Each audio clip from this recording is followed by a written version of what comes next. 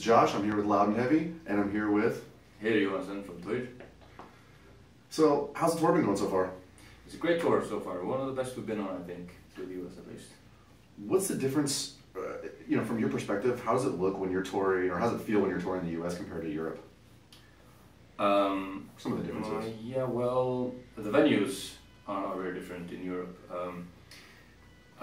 I think the venues have better services in Europe, much better. There's more room for the musicians, the better catering, and they show up like at 10 in the morning if you want them to make food for you. So here, you get in at 2 or 3 o'clock and you get $10 to buy your own food. So from a musician's perspective, it's much better to tour in Europe, but the audience are not that much different, I think. The audience are great here. So, what kind of bands do you guys usually tour with in Europe? We toured with Ensferum, Korpiklani, Rage, an old Belarusian band. No, rubbish. Viktor Smolsky is from Belarus. I think they're a German band actually. We toured with Fintroll and some other bands. For sure.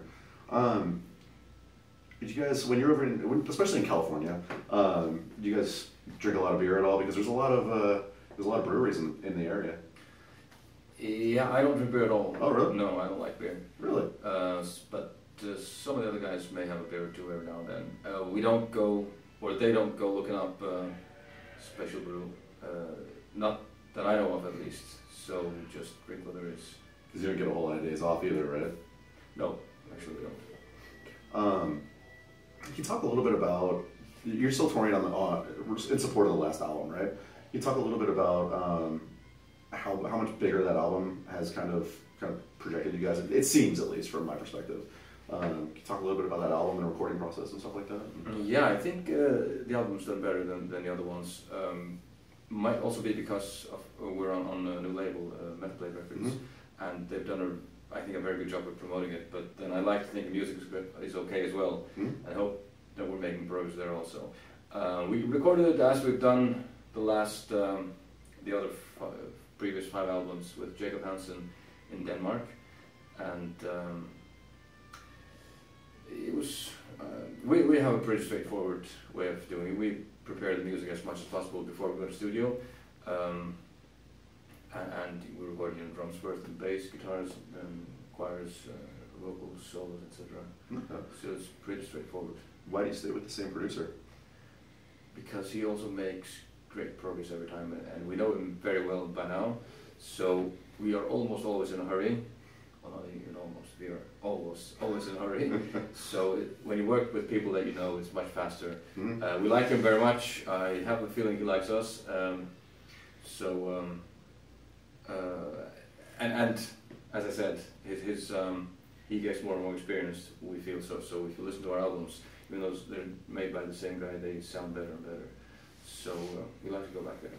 I would definitely agree. I really enjoyed this last album. And talk about the video process, because I know you guys did a music video on this last album. Did you guys end up recording that in the US, or was it over there in Europe? Or? It was in Europe. It was in where the hell was it? It was in not Belfast. It was in see, this starts with B. I can't remember. We had a show in Tel Aviv in Israel, and we on the way back we stopped over somewhere in Europe and shot this video shot on green screen. So most of the work is done digitally. Nice. Where the hell was it? Berlin? No, just across from Vienna to the east. What's there? Huh? I have no idea. I probably know if you said it, but I can't think of it. Some old Yugoslav city, country. So you create your own guitars, right? You build your own guitars? I kind of read something about that. No. This is made by Agnes. Oh, okay. It's custom made. It has 30 frets, 7 strings, and it's the only one of its kind in the entire universe. I had different guitars before by Bjarnstein. I didn't make those myself. It's a Ferris brand. Oh, okay. So no, I never really made a guitar in my life. I don't know where that was wrong. Yeah. About the whole, I read this whole article and saw the video, I think, or no, I just saw or read the excerpts from it or whatever about something about it to do with the whaling, some sort of argument that you got into, or debate you got into, let's put it that way, about offshore whaling and stuff like that. Yeah. You talk a little bit about that and how that came about and what happened with that? Yes. The Animal Planet was making a feature about Sea Shepherd and their captain, Paul Watson. They were in the Faroes, our wonderful home islands, filming about pilot whale hunting. And of course, Sea Shepherd is an organization that is against pilot whale hunting. It's against many things, but they're basically an organization that's they lie for their own profit, for their own financial profit. At least Paul Watson, the leader, does. So they had the Animal Planet had a crew on shore, and they interviewed some people, me among others.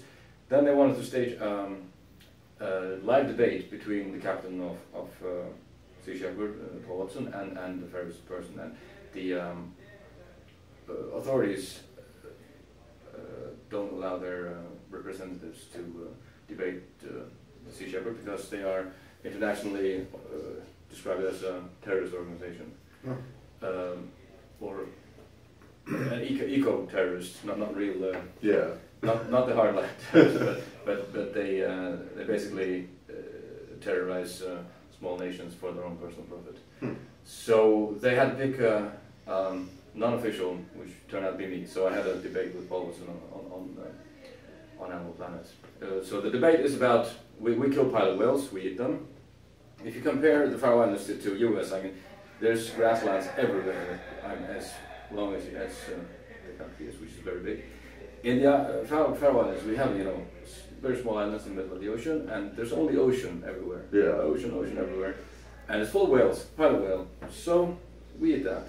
Kill them and eat them. No different than killing and eating a cow.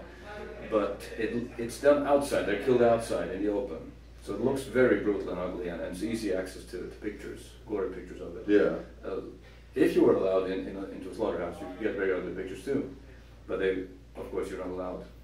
So the Sea Shepherd like to come there, take pictures, and say, look at this gruesome, brutal slaughter that's done for fun, they say, and as a sport, they say also, which are lies, of course, and that gives them donations, so that Paul Watson can continue his shabby lifestyle as an eco-terrorist. Interesting. I've never actually heard from that angle before, so that's interesting to me. Talk about a little bit about the islands too that you're from, because not for people that don't know, where are you from? It's the Faroe Islands, 18 islands, a small group between Iceland and Scotland.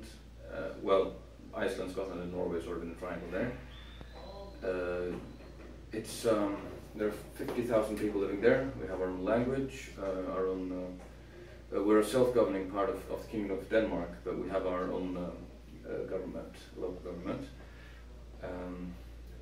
The Vikings came there from Norway 1,200 years ago, and we're still there, so to speak.